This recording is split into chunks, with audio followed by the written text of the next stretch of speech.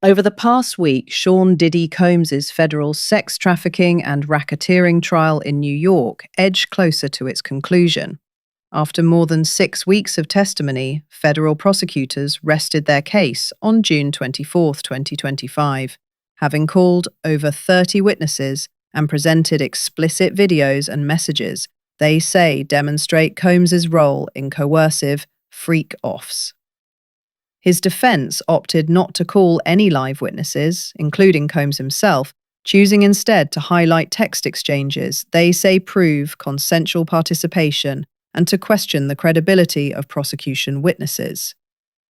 In a surprising twist, the defense hinted at using global geopolitical tensions, specifically the Iran conflict, to contextualize or deflect attention during closing arguments.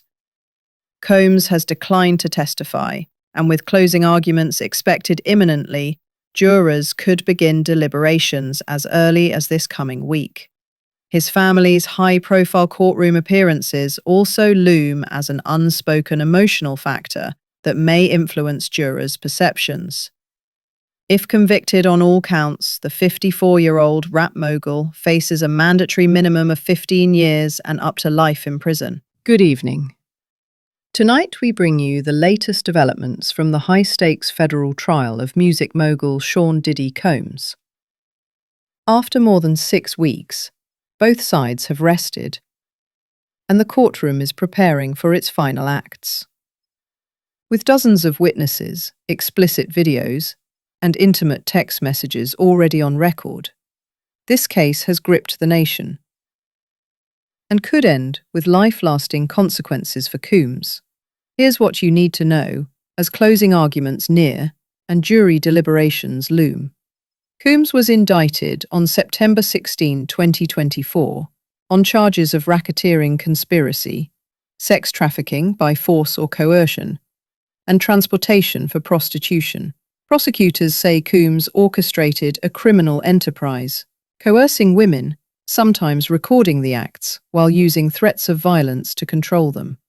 He pleaded not guilty and has been in federal custody in Brooklyn ever since. Federal prosecutors rested their case on June 24th after calling more than 30 witnesses. Key testimony came from 2 women identified as Cassie Ventura and Jane, who described years of physical abuse, forced sexual performances with male escorts, and threats if they refused. They detailed explicit freak-off events, some recorded without the women's full understanding. A security guard testified he was paid $100,000 to film an assault, and surveillance video from a 2016 hotel hallway incident was introduced as evidence of Combs's violence. "I felt I had no choice. I was terrified of what he might do." Cassie Ventura, ex-girlfriend.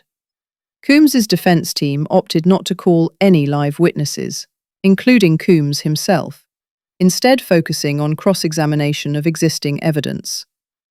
They highlighted text messages in which Cassie professed love and apparent enjoyment of consensual freak-off performances.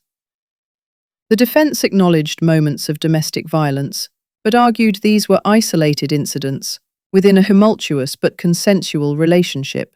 In a surprising late addition, reports indicate they may mention the ongoing Iran conflict to suggest geopolitical distractions influenced public perception of the trial.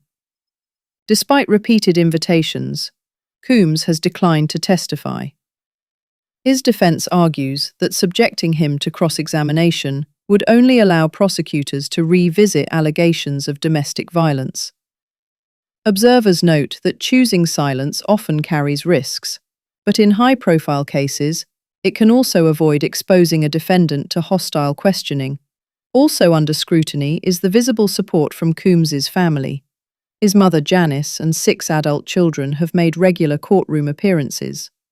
Experts say such emotional displays can sway jurors, who may view the defendant more sympathetically when loved ones rally behind him. Prosecutors even allege Combs used his family's public presence and social media influence to intimidate witnesses. With both sides now rested, Judge Aaron Subramanian will meet with attorneys to finalize jury instructions. Closing arguments are expected to begin as early as Thursday, after which jurors could retire to deliberate by Friday or early next week.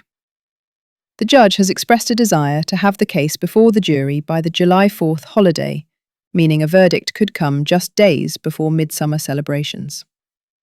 If the jury convicts on all counts, Combs faces a mandatory minimum sentence of 15 years and up to life in prison. A conviction would mark one of the most high-profile losses for a music industry titan in recent memory, potentially reshaping conversations around consent, power dynamics, and accountability in celebrity circles. An acquittal, conversely, would allow Combs to return to his business empire and possibly resume his role as a cultural influencer, though public trust may remain fractured. As the country awaits a verdict in this sensational trial, the evidence and emotional narratives presented will determine the fate of one of hip-hop's most powerful figures. We'll keep you updated the moment the jury reaches a decision. And if you want even deeper analysis, exclusive bonus clips, and behind-the-scenes insights, click join below to become a member of our channel community.